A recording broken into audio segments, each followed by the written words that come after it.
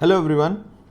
So last part में हम already हमारे डिफरेंट टाइप ऑफ बॉन्ड्स जिनके कैश फ्लोज अलग अलग है वो हमने डिस्कस किए थे, जो कि ऑप्शन फ्री बॉन्ड्स थे। और उसमें हमने bullet bonds, zero coupon bonds, amortising bonds, fully amortising, partly amortising और लास्ट में हमने वेरिएबल रेट बॉन्ड्स भी डिस्कस कर लिए थे। और अमोर्टाइजिंग, फुल्ली अमोर्टाइजिंग में हमने कुछ न्यूमेरिकल्स भी देखे, किस तरीके से इंस्टॉलमेंट निकलेगा, इंस्टॉलमेंट में किस तरीके से इंटरेस्ट और प्रिंसिपल कंपोनेंट को सेग्रीगेट करेंगे, एंड पार्टली अमोर्टाइजिंग में किस तरीके से इंस्टॉलमेंट निकलेगी। वेरिएबल रेट बॉन्ड्स जिसमें हमने एफआरएन, हमारे credit link notes, step up bonds, next payment in kind PIK and index link bond जिसमें हमने TIPS, US treasury, inflation protected securities के बारे में समझा कि इन्फ्लेशन इंडेक्स बॉन्ड भी दो तरीके से हो सकते हैं। एक वो जो कैपिटल को इंडेक्स करेगा एज पर इन्फ्लेशन, मींस के आपका जैसे जैसे इन्फ्लेशन इंडेक्स इंक्रीज होगा वैसे वैसे बॉन्ड का जो प्रिंसिपल है वो एडजस्ट होता जाएगा, और जब प्रिंसिपल एडजस्ट होगा तो उसके अकॉर्डिंग इंटरेस्ट भी चेंज होगा। एंड सेकेंड वॉज देयर के जहां पर सिर्फ इंटरेस्ट चेंज करेंगे, प्रिंसिपल को कांस्टेंट रखेंगे। तो ये सब हमने कर लिया। नेक्स्ट अब सेकेंड टाइप ऑफ बॉन्ड्स, ये सब जो हमने चारों बॉन्ड किए वो थे हमारे जहां पर ऑप्शन फ्री बॉन्ड्स थे, जिसमें किसी तरीके का कोई और कॉन्टिजेंसी प्रोविजन नहीं डाला था हमारे बॉन्ड इंडेंचर में।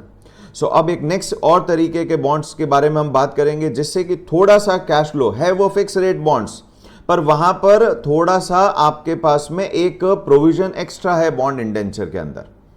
ये प्रोविजन क्या कहलाता है? This provision is called as contingency provision. अब ये क्या है? These clauses in the legal agreement that allows for an action.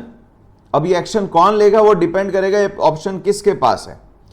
Action if an event और सर्कमस्टांस अकर्स, यानी कुछ ऐसा कोई इवेंट होगा जो कि कंट्रोलेबल नहीं है किसी के भी हाथ में, और जब वो इवेंट होगा तो जिसके पास ऑप्शन होगा वो क्या करेगा, वो उस ऑप्शन को एक्सरसाइज कर भी सकता है और फॉरगो भी कर सकता है। So these are options. Option means these are rights but not obligation, means exercise. जिसके पास है चॉइस ऑप्शन वो एक्सरसाइज करे, वो चाहे तो ना करे।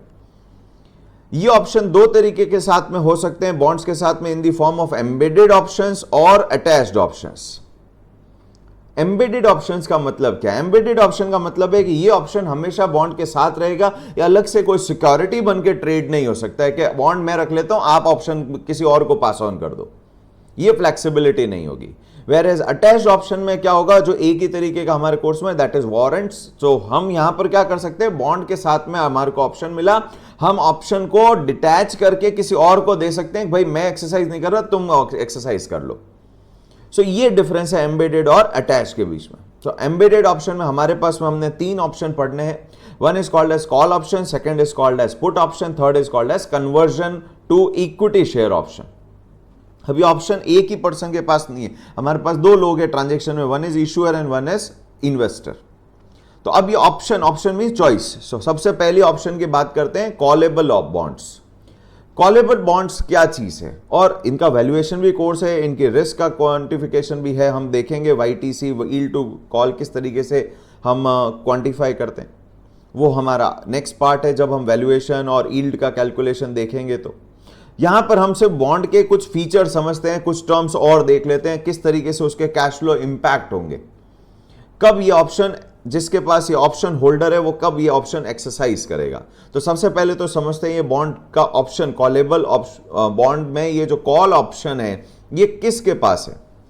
Issuer of the bond. तो हमने क्या बोला, it is the issuer of the bond has the right to redeem call all और पार्ट, फुल्ली और partly also of the bond prior to its specified maturity date. So हो सकता है bond हमने 5 साल का इशू किया इशूअर ने, पर अगर बॉन्ड के एग्रीमेंट में हमने कॉल ऑप्शन का प्रोविजन डाला है, तो यहां पर इशूअर के पास राइट होगा कि वो चाहे तो बॉन्ड को अर्ली रिडीम के लिए भी कॉल कर सकता है, उसको मैच्योरिटी डेट तक होल्ड करने की जरूरत नहीं है। और वंस उसने कॉल ऑप्शन एक्सरसाइज कर दिया, वो एक प्राइस पे करेगा जो पार वैल्यू के बराबर हो, ऐसा जरूरी नहीं है। तो यहां पर कॉलेबल, अच्छा एक बार कॉल ऑप्शन एक्सरसाइज कर दिया और कॉल प्राइस, अब हम उस प्राइस को बोलेंगे कॉल प्राइस, और कॉल प्राइस पे कर दी तो उसके बाद के कूपन देने की भी जरूरत नहीं है। तो अब क्वेश्चन आता है कि इशूअर ऐसा ऑप्शन क्यों रखेगा, इससे बॉन्ड की वैल्यू बढ़ेगी या कम होगी, या कोई लिमिट्स रह जाए, प्लेस हो जाएगी। सो कॉलेबल ऑप्शन दो तरीके से कॉल ऑप्शंस डाल सकते हैं प्रोविजन आपके एग्रीमेंट में। Generally it's a fix price call option. Fix price call option में क्या होगा, यहां पर issuer has right to call the bond at a predetermined call price. एक फिक्स प्राइस जो कि हमने एग्रीमेंट में पहले से लिख रखी है कि इससे इस टेन्योर के बीच में अगर इशूअर को लगा तो वो ऑप्शन एक्सरसाइज करेगा और वो अपने बॉन्ड को कॉल करेगा, और ये वाली प्राइस जो कि पार या पार से ज्यादा भी हो सकती है।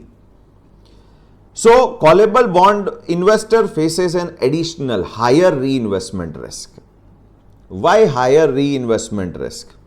बिकॉज यहां प्रॉब्लम यह हो गया है कि अगर बॉन्ड इशूअर ने ऑप्शन एक्सरसाइज कर लिया तो वो तो सारा पैसा बीच में ही दे देगा टेन्योर। मैं एज अ इन्वेस्टर अगर मैंने 5 साल के लिए पैसा इशूअर के यहां पे इन्वेस्ट किया है और अगर उसने 3 साल के बाद ही कॉल ऑप्शन एक्सरसाइज कर दिया, मेरे पास पूरा पैसा वापस आ जाएगा, और अब वापस अगले 2 साल के लिए जो रिमेनिंग टेन्योर है उसके लिए इनकम के लिए मुझे और कोई दूसरा ऑप्शन इन्वेस्टमेंट अपॉर्चुनिटी सर्च करनी पड़ेगी फॉर रिमेनिंग 2 ईयर, जो शायद वो सेम यील्ड दे या ना दे जो इस बॉन्ड पे ऑफर हुई थी। तो यहां पर मेरे लिए एक अनसर्टेनिटी क्रिएट हो गई एज अ इन्वेस्टर कि मुझे शायद वो पैसा वापस री इन्वेस्ट करने के लिए सेम रिटर्न मिलेगा या नहीं मिलेगा। सो ऑप्शन फ्री बॉन्ड या नॉन कॉलेबल बॉन्ड के कंपैरिजन में अगर बात करें तो यहां पर कॉलेबल बॉन्ड में investor is facing an additional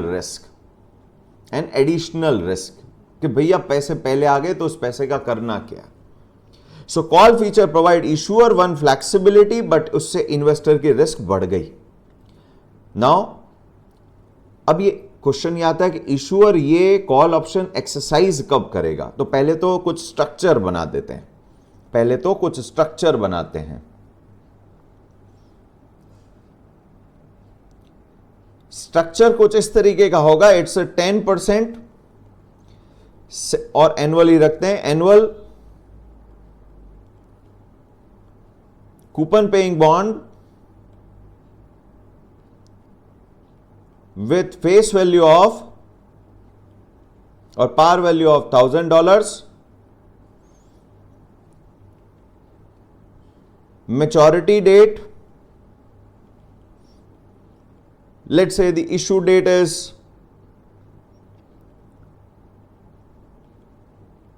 1/1/21, so it is having a term to maturity of tenure of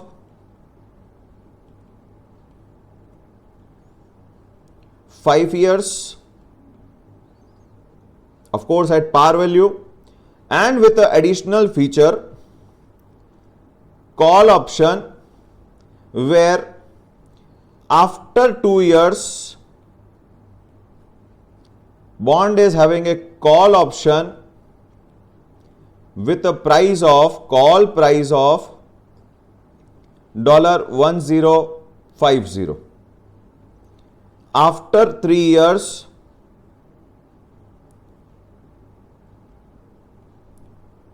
call option with a call price of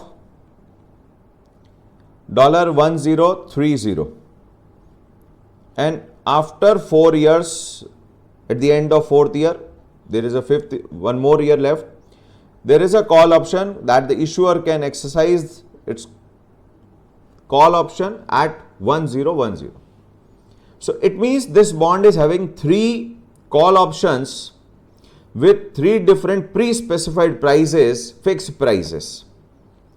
So यहां पर अगर इशूअर को 2 साल के बाद में 2 रीजन के कारण इशूअर आप ये कॉल ऑप्शन एक्सरसाइज कर सकता है। रीजन नंबर 1 कि इशूअर को कहीं से कुछ एक्स्ट्रा लिक्विडिटी जनरेट हो गई एंड नाउ ही वांट्स कि उस लिक्विडिटी का अभी और कोई यूज नहीं है तो इस बॉन्ड को रिडीम कर देते हैं, एटलीस्ट नेक्स्ट ईयर ऑनवर्ड्स जो इंटरेस्ट पेमेंट का एक्सपेंस है वो रिड्यूस हो जाएगा। सो अगर issuer at the time of issue expect कर रहा है कि उसको 5 साल की जगह बीच में भी लिक्विडिटी जनरेट हो सकती है तो वो इस तरीके का ऑप्शन रख सकता है ताकि अपना लिक्विडिटी को वो यूटिलाइज करके फ्यूचर के एक्सपेंसेस को रिड्यूस कर दे। Second more important reason is कि मार्केट में अगर मार्केट ईल्ड जो मार्केट की rate of return, required rate of return है, मार्केट ईल्ड अगर गोज बिलो कूपन रेट, 10% से नीचे चली गई है कूपन रेट से, तो इश्यूअर को यह पता है कि अगर आज ये 10% से नीचे चली गई है तो मैं क्या कर सकता हूं कि मैं इस बॉन्ड को कॉल बैक करने के लिए पैसे कहां से आएंगे, मैं एक नया बॉन्ड इशू कर देता हूं। और जब नया बॉन्ड इशू करूंगा तो इस बॉन्ड पे जो रिटर्न पे करना होगा मुझे इन्वेस्टर को, वो तो कम पे करना होगा। तो मैं कम रिटर्न पे, ईल्ड पे बॉन्ड पैसा रेज करके इस बॉन्ड को रिटायर कर दूं या रिडीम कर दूं या पे ऑफ कर दूं, ताकि मेरे फ्यूचर के एक्सपेंसेस क्या हो सकते हैं, रिड्यूस हो सकते हैं। बट अगर मार्केट ईल्ड इंक्रीज रहेगी या हायर रहेगी कूपन से, तो बॉन्ड इशूअर को कोई फायदा नहीं है। मार्केट से पैसा हायर यील्ड पे उठा के, इस हायर यील्ड पे रेस करके इस बॉन्ड को अगर रिडीम करेंगे तो उल्टा नेक्स्ट ईयर ऑनवर्ड्स क्या हो जाएगा, एक्सपेंसेस और ज्यादा इंक्रीज हो जाएंगे। सो वो इस केस में कॉल ऑप्शन एक्सरसाइज करेंगे, और इस केस में कॉल ऑप्शन एक्सरसाइज नहीं करेंगे। Right but not obligation, compulsion नहीं है।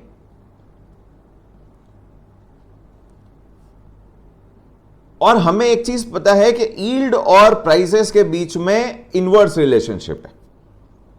यील्ड और प्राइसेस के बीच में इनवर्स रिलेशनशिप है। तो इस कारण, क्योंकि ये बॉन्ड ऑप्शन एक्सरसाइज हो जाएगा यहां पर, और एक्सरसाइज होने पे इतना ही प्राइस इन्वेस्टर को मिलेगा 1050 फ्रॉम इशूअर। तो जब एक्स इन्वेस्टर वाई इन्वेस्टर को अपना बॉन्ड बेचने जाएगा तो वाई इन्वेस्टर को एक चीज पता है कि जी अगर बॉन्ड की यील्ड रिड्यूस हो रही है, मार्केट इन्वेस्टमेंट यील्ड की रिड्यूस हो रही है, तो इशूअर एक्सरसाइज कर देगा, और इशूअर एक्सरसाइज करने से बॉन्ड इन्वेस्टर को सिर्फ 1050 ही मिलने वाला है। तो जो नया बायर होगा वो पुराने इस बॉन्ड के होल्डर को ये 1050 से ज्यादा पे करने को तैयार ही नहीं होगा। सो ऑटोमेटिक ये जो प्राइसेस है, call prices, they will work as the cap on the prices, market prices of the bond. So इस केस में क्या हो जाएगा कि बॉन्ड का प्राइस 1050 से ज्यादा होगा ही नहीं सेकेंड ईयर के बाद में, क्योंकि जब भी प्राइस बढ़ेगा 1050 से ज्यादा मींस यील्ड कम हो रही है, प्राइसेस तभी बढ़ेंगे जब यील्ड कम हो रही है। तो बॉन्ड इशूअर एक्सरसाइज कर लेगा, और बॉन्ड इशूअर जब एक्सरसाइज कर देगा तो वो तो 1050 पे करके अपनी लायबिलिटी खत्म कर देगा, नुकसान इन्वेस्टर को हो जाएगा। सो कोई भी इन्वेस्टर इस बॉन्ड के लिए 1050 से ज्यादा कभी भी पे नहीं करेगा, तो ऑटोमेटिकली मार्केट प्राइस 1050 पे आके कैप हो जाएगी, लिमिट हो जाएगी। So they work as the cap means higher limit. इसके बियॉन्ड कभी प्राइसेस ट्रेड नहीं करेगी। 3 ईयर ऑनवर्ड्स 1030 के ऊपर कभी नहीं जाएगी, 4 ईयर ऑनवर्ड्स 1010 के ऊपर प्राइस कभी भी नहीं जाएगी। So they work as a cap for the price. So ये एक और रिस्क हो गई। एक तो पैसे पहले आ जाएंगे from investor point of view के, पैसे पहले आ गए, अब उसको कहां री इन्वेस्ट करूं। और दूसरा ये कि यहां पर प्राइस के डिक्रीज होने के तो चांसेस हैं, क्योंकि जैसे जैसे यील्ड बढ़ेगी इशूअर एक्सरसाइज नहीं करेगा, तो एक कॉलेबल बॉन्ड और एक option free bond exact equivalent behave करेंगे। सो जैसे जैसे यील्ड बढ़ेगी दोनों के प्राइस गिरेंगे, इक्वली गिरेंगे। पर जब बढ़ना, यील्ड गिरना शुरू होगी और प्राइसेस बढ़ना शुरू होगी, तो ऑप्शन फ्री बॉन्ड के प्राइसेस तो इक्वली इंक्रीज होते चले जाएंगे, पर ये बॉन्ड का जो कॉलेबल बॉन्ड है उसके प्राइस कॉल प्राइस पाके स्टेबल हो जाएंगे। तो ये एक और नुकसान हो गया इन्वेस्टर को कि प्राइस गिरने के वक्त तो फुल गिर रहे हैं, पूरी तरीके से गिर रहे हैं, और बढ़ते वक्त वो एक लिमिट पे आ रहे हैं, तो एप्रिसिएशन फिर लिमिट हो गया। सो ये जो कंबाइंड रिस्क है, एक तो लिमिटेड प्राइस एप्रिसिएशन और दूसरा reinvestment risk, is combinedly called as call risk. And ये कॉल रिस्क कौन फेस कर रहा है? इन्वेस्टर। तो जब इन्वेस्टर एक्स्ट्रा अनसर्टेनिटी फेस कर रहा है, लिमिटेड एप्रिसिएशन उसको मिलने वाला है, तो फिर ऐसे केस में उसकी यील्ड रिक्वायरमेंट, इस बॉन्ड को होल्ड करने के लिए जो रिक्वायरमेंट भी होती है वो भी हायर होती है। सो यहां पर अब हम देखते हैं क्या बोलते हैं, हम यहां पर कुछ टर्म्स भी पढ़ लेते हैं। So what is in case of market yield goes above coupon rate, market yield goes above coupon rate, so prices will go down, prices will go down. So market yield वैसे भी ज्यादा है, तो आपका इशूअर बॉन्ड को redeem करने के लिए नया हायर यील्ड पे बॉन्ड इशू करने वाला नहीं है, तो एज एफ उसके लिए तो वो ऑप्शन है ही नहीं, वो एक्सरसाइज ही नहीं करेगा। तो आपका बॉन्ड, कॉलेबल बॉन्ड और एक ऑप्शन फ्री बॉन्ड, जैसे जैसे यील्ड बढ़ेगी दोनों के प्राइस गिरते चले जाएंगे। It will work as a non callable और ऑप्शन फ्री बॉन्ड। बट अगर यील्ड बढ़ना शुरू हो गई, इंक्रीज होना शुरू हो गई, इंपैक्ट क्या होगा? यील्ड डिक्रीज होना शुरू हो गई तो बॉन्ड के प्राइसेस बढ़ेंगे।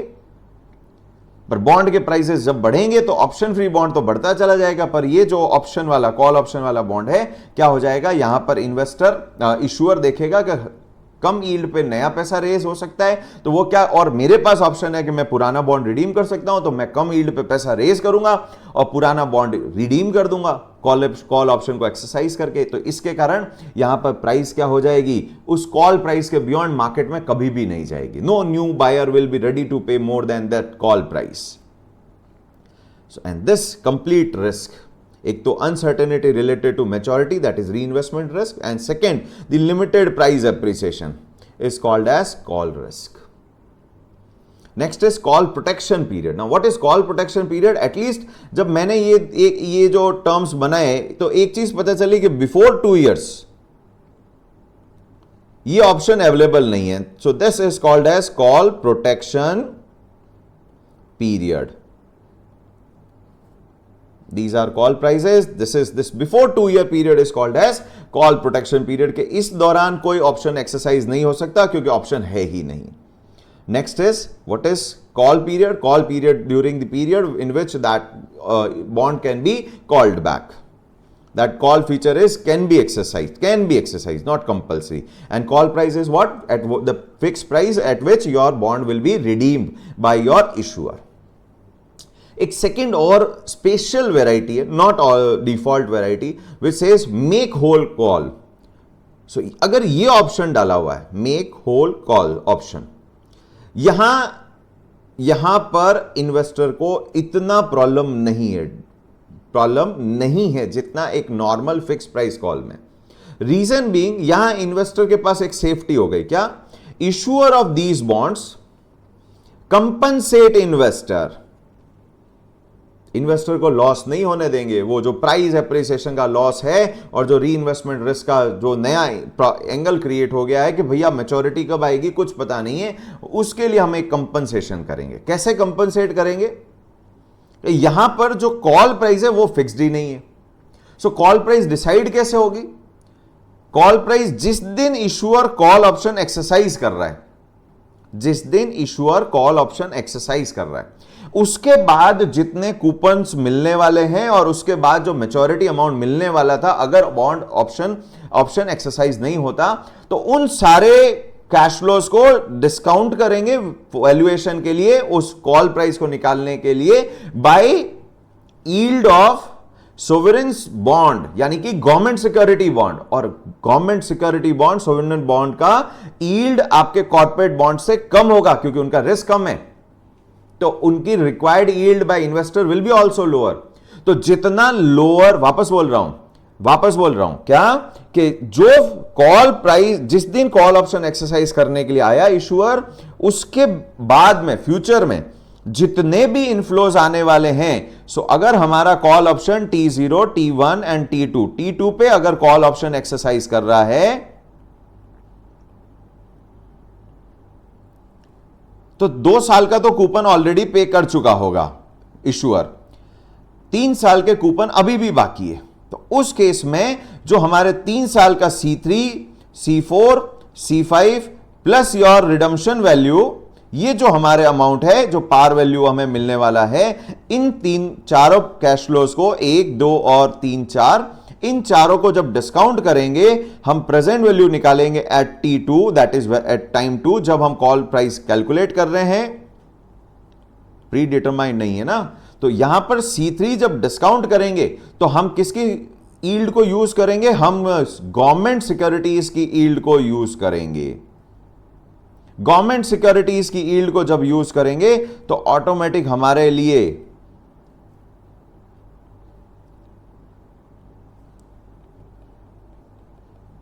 और गवर्नमेंट सिक्योरिटीज की यील्ड एक कॉर्पोरेट बॉन्ड की यील्ड से कम होगी, क्योंकि वहां रिस्क कम है तो रिक्वायर्ड रेट भी कम है।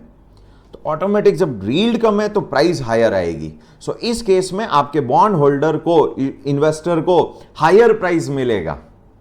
So he get compensated for that additional risk of कि मेच्योरिटी पैसा कब आएगा वो सर्टेन नहीं है। उस कॉल रिस्क का उनको क्या हो गया, एक कंपनसेशन मिल गया। A higher price based on the YTM of sovereign security और bond of similar maturity. So दोनों तरीके के कॉल ऑप्शन अवेलेबल है। अब क्वेश्चन आएगा कि सर जब हायर प्राइस ही देनी है तो फिर ये कॉल ऑप्शन एक्सरसाइज ही क्यों करें? एक्सरसाइज करने का रीजन ये हो सकता है कि अगर इशूअर के पास में एक्स्ट्रा लिक्विडिटी आ गई है और एक्स्ट्रा लिक्विडिटी को यूज करने के लिए उसके पास और कोई चॉइस है नहीं, अपॉर्चुनिटी है नहीं, तो it's better to reduce expenses of future by paying off this amount by exercising the call option. So issuer क्या करेगा, उस पैसे को यूज कर लेगा, कॉल ऑप्शन एक्सरसाइज करेगा, पेमेंट कर देगा। एटलीस्ट नेक्स्ट ईयर ऑनवर्ड्स तो इंटरेस्ट के एक्सपेंसेस जो P&L में चार्ज हो रहे हैं वो रिड्यूस होगा, प्रॉफिटेबिलिटी इंक्रीज हो जाएगी। नेक्स्ट ऑप्शन, अब इनके वैल्यूएशन कैसे होंगे वो सब हम आगे, यील्ड कैलकुलेशन कैसे होगी वो हम नेक्स्ट ऑनवर्ड्स देखेंगे, नेक्स्ट जब लेसन ऑनवर्ड्स देखेंगे। देखते हैं आगे। Second contingency provision is puttable bond. Now puttable bonds क्या है, इसके रिवर्स। कॉलेबल बॉन्ड में था ऑप्शन इशूअर के पास, इशूअर के पास। तो अगर कॉल प्राइस का हम जब ग्राफ बनाएंगे, हम डायग्राम भी देखेंगे, यील्ड एंड प्राइस, तो जैसे जैसे यील्ड बढ़ेगी वैसे वैसे प्राइस गिरेगी, एंड जैसे जैसे यील्ड गिरेगी प्राइस बढ़नी चाहिए। So there will be a left to right convex relationship. But जब यहां कॉन्वेक्स रिलेशनशिप आएगा तो यहां पर प्राइस का हो जाएगी, स्टेबल हो जाएगी, and then bond price will go down. क्यों? क्योंकि ये कॉल प्राइस के बियॉन्ड कभी भी जाने नहीं देगा, कैप क्रिएट हो गई। देखेंगे और डिटेल में स्ट्रक्चर आगे।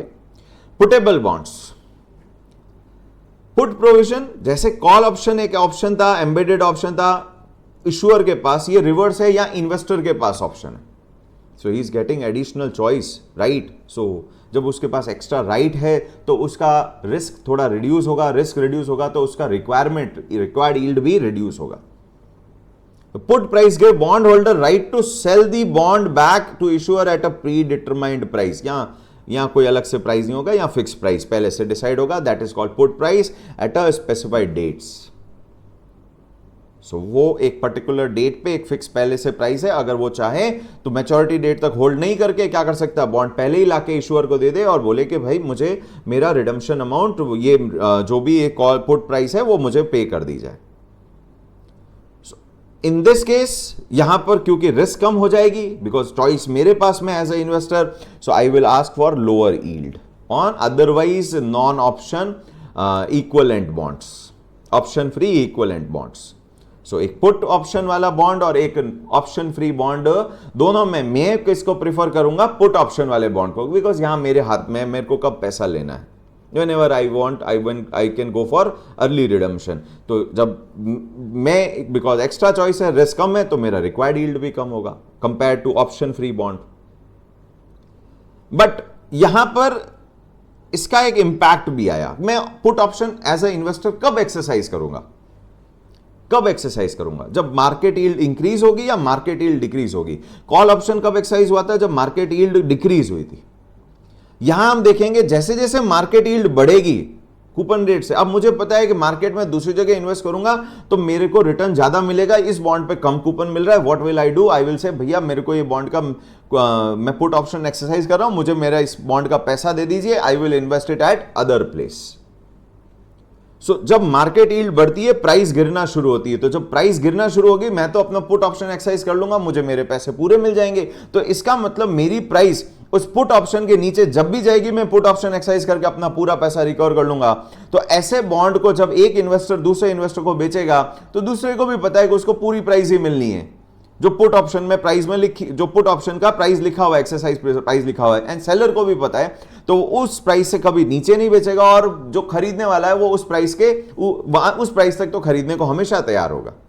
सो इस केस में बॉन्ड की प्राइस जो गिरने वाली थी मार्केट यील्ड बढ़ने के कारण, वो पुट प्राइस पे आके क्या हो जाएगी, स्टेबल हो जाएगी, वो गिरेगी ही नहीं। क्योंकि अगर प्राइस गिर रही है मार्केट में, go to issuer and get your full money back. इसलिए पुट केस में आपका प्राइस का जो डिक्रीज है वो लिमिट हो जाएगा। So it works as a price floor for the bond.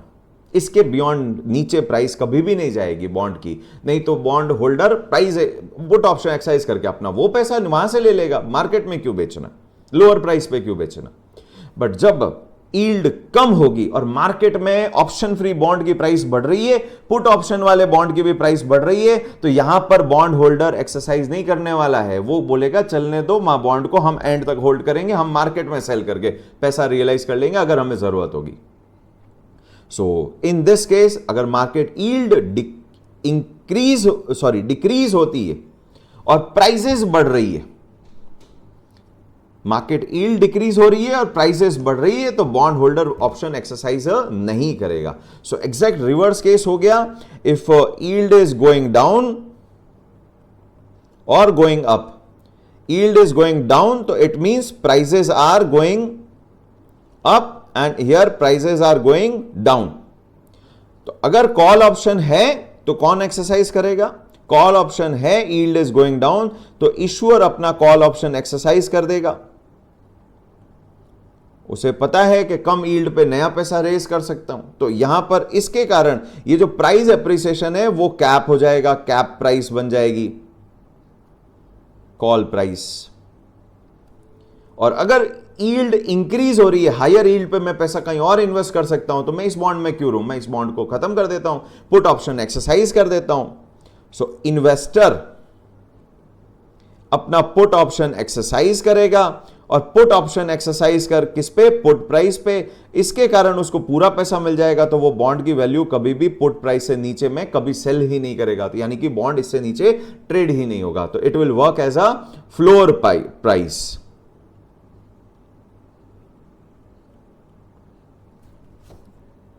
But क्योंकि हमारे पास ऑप्शन है तो फिर रिस्क कम है, तो फिर हमें रिटर्न भी रिक्वायरमेंट कम होगा। Next, convertible bond, the third embedded option. यहां पर अर्ली रिडम्पशन का ऑप्शन नहीं है, ना इश्यूअर के पास ना इन्वेस्टर के पास। बट इन्वेस्टर के पास एक अदर ऑप्शन है। क्या? एक डिफरेंट ऑप्शन है जहां पर वो क्या कर सकता है, एक स्पेसिफाइड पीरियड में अपना ऑप्शन एक्सरसाइज करके अपने बॉन्ड को specified number of equity share में कन्वर्ट कर सकता है इश्यूअर के, without any extra payment.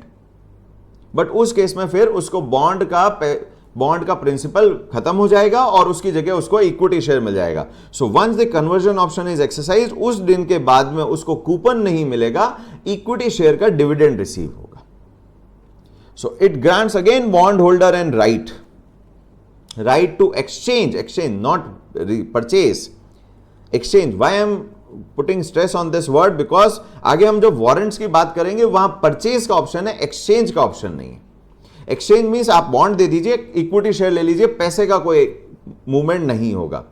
Issuer exchange the equity bond issuer right to exchange the issuer's bond for a number of equity share in the future at a pre-specified price. Price पहले से specified, और इस price को क्या बोलेंगे हम? Conversion price. के हमारा बॉन्ड किस प्राइस पे इक्विटी शेयर में कन्वर्ट हुआ है। ये प्राइस इक्विटी शेयर की एक्चुअल मार्केट प्राइस के बराबर होगी ऐसा जरूरी नहीं है, ये प्राइस पहले से डिसाइड होगी। तो क्वेश्चन ये आएगा कि ये जब ऑप्शन बॉन्ड होल्डर के पास है तो वो एक्सरसाइज कब करेगा? वो एक्सरसाइज तभी करेगा जब मार्केट की प्राइस इस कन्वर्जन प्राइस से ज्यादा हो, बिकॉज उसमें मुझे एडवांटेज है एज अ होल्डर। क्यों? मैं अगर मार्केट में प्राइस 250 चल रही है और बॉन्ड कन्वर्जन प्राइस आपका 200 ही है, तो मैं 200 में अपने शेयर्स ले लूंगा और मार्केट में सेल करके 50 रुपीज का एक्स्ट्रा एडवांटेज रिसीव करूंगा, एक्स्ट्रा गेन रिसीव करूंगा। So this conversion price is a pre-specified price. इसका actual market price of equity share से कोई लेना देना नहीं, ये ऑप्शन में स्टार्टिंग से ही मेंशन्ड होगी। It is the prespecified price of equity share used for conversion of conversion, and this is called as conversion price. Conversion ratio. So if it is a conversion price is rupees 200 per share and the face value is equals to, face value of bond is equals to, अगर मैं मानता हूं 1000, तो इसका मतलब एक bond के बदले में मुझे 5 शेयर मिलेंगे, 5 शेयर पर bond. How I got this? What I have done? I have divided 1000 rupees with the conversion price, that is 200 per share, and I got a 5 share per bond as my conversion ratio. So it is the number of equity share which a bondholder is going to receive for converting one bond against the equity shares. Conversion value. So if the market price per share in the actual market price per share in the market is 250 rupees, so I can say my conversion value will be equals to 250 rupees into how much? 5 share, that is equals to 1250 rupees. So जो bond मेरे पास 1000 का था, अब उसकी worth कितनी हो जाएगी? It will be equals to 1250 and this value is called as conversion value. Next is warrant. First of all, how it is different from 3 options what we have already discussed. It is attached, not embedded. Attached, not embedded. Attached means it can be detached, and detached means one person can hold bond and another person can hold this option. Other 3 separation possible नहीं था bond से. यहां पर हम warrant किसी और person को दे सकते हैं कि आप एक्सरसाइज कर लीजिए, हमारे को एक्सरसाइज नहीं करना, आपकी इच्छा है तो आप कर लीजिए. And this warrant will be having a price. जब वो आप किसी दूसरे को दोगे तो वो फ्री में नहीं देंगे, हम इसकी अगर वैल्यूएशन करेंगे और इसको भी सेल कर पाएंगे अगर कुछ वैल्यू बनती है तो. So entitling the bond holder to buy, not exchange. So यहां वो कन्वर्जन का डिफरेंस है. कन्वर्टेबल में एक्सचेंज थे, बॉन्ड दो, इक्विटी ले लो, पैसे नहीं देने. यहां पर जब आपको बाय वर्ड लिखा है तो वारंट देने से आपको इक्विटी शेयर का एंटाइटलमेंट तो है पर फ्री में नहीं है. You have to purchase it. But purchase price कौन सी? Actual market price? नो, जो उस वारंट में स्पेसिफाइड है, pre specified price at the exercise price until the expiration of date. एक स्पेसिफाइड पीरियड में ही आप एक्सरसाइज कर सकते हो. So next last contingency provision जो बॉन्ड इंडेंचर में डाल सकते हैं, that is also called as CoCos. Contingently convertible bond. अब ये थोड़ा सा कन्वर्टेबल है, बिल्कुल डिफरेंट है जो हमारा नॉर्मल कन्वर्टेबल ऑप्शन है, convertible into equity share option. यहां पर ये स्पेशल टाइप का कन्वर्जन है जहां पर बॉन्ड होल्डर के पास चॉइस नहीं है. It's not A option, it's a compulsory conversion. ये रिस्क है. जहां कंपल्सरी कन्वर्जन है, कहां हो रहा है कंपल्सरी कन्वर्जन? जब शेयर प्राइसेस बढ़ रहे हैं तब नहीं, जब कोई नेगेटिव इवेंट हो रहा है और शेयर प्राइसेस गिर रहे हैं तो उस नेगेटिव इवेंट में हमारा बॉन्ड जो कि डेट है कंपनी के अंदर, जिसको प्रायोरिटी होगी इक्विटी होल्डर के अगेंस्ट में, ये बॉन्ड भी किस में कन्वर्ट हो जाएगा? इक्विटी शेयर्स में कन्वर्ट हो जाएगा कंपल्सरीली. इसका मतलब बॉन्ड होल्डर के लिए ये तो एक और ज्यादा डिसएडवांटेजेस पोजीशन में चला जाएगा. एटलीस्ट पहले प्रायोरिटी तो मिल रही थी इक्विटी होल्डर के ऊपर, यहां तो ये इक्विटी में नेगेटिव इवेंट में कन्वर्ट हो रहा है, तो जिसमें पैसा आने के चांसेस और ज्यादा कम हो जाएंगे, अनसर्टेनिटी और ज्यादा बढ़ जाएगी. Converted to on the downside, not upside. जब मार्केट में प्राइसेस बढ़ रहे हैं, कंपनी ग्रो कर रही है, तब कन्वर्ट नहीं होगा. ये एक तरीके के लिए ये इश्यूअर के लिए बेनिफिशियल हो गया कि जब डाउनसाइड है, आपका कंपनी में लॉसेस हो रहे हैं, शेयर प्राइसेस गिर रहे हैं, तो वो जो इंटरेस्ट का बर्डन है वो इनफैक्ट खत्म हो जाएगा. बिकॉज शेयर किस में कन्वर्ट हो जाएगा? इक्विटी में, और इक्विटी पे डिविडेंड देना कंपल्सरी नहीं है. So these will be converted on the down side. It is not at the discretion, compulsory automatically convert हो रहा है. Even issuer is also not required, पर ये कन्वर्ट कब हो रहा है? डाउन साइड में. तो इश्यूअर के लिए बेनिफिशियल, इन्वेस्टर के लिए प्रॉब्लम है ये on a specified event occur. So जब इन्वेस्टर के लिए प्रॉब्लम है, एक्स्ट्रा रिस्क क्रिएट हो रही है, इनफैक्ट बहुत ज्यादा बढ़ जाएगी इक्विटी में कन्वर्ट होने से, तो he is going to charge higher yield for purchasing this bond. So that is why this bond is going to have highest yield. So इसी के साथ हमारे बॉन्ड्स के जो कॉन्टिजेंसी प्रोविजंस थे, जिसमें एम्बेडेड और अटैच ऑप्शन हमने दोनों देखे, ये कंप्लीट करते हैं. नेक्स्ट पार्ट में हम as per the jurisdiction of issue हम वो चीज डिस्कस करेंगे. Thank you so much.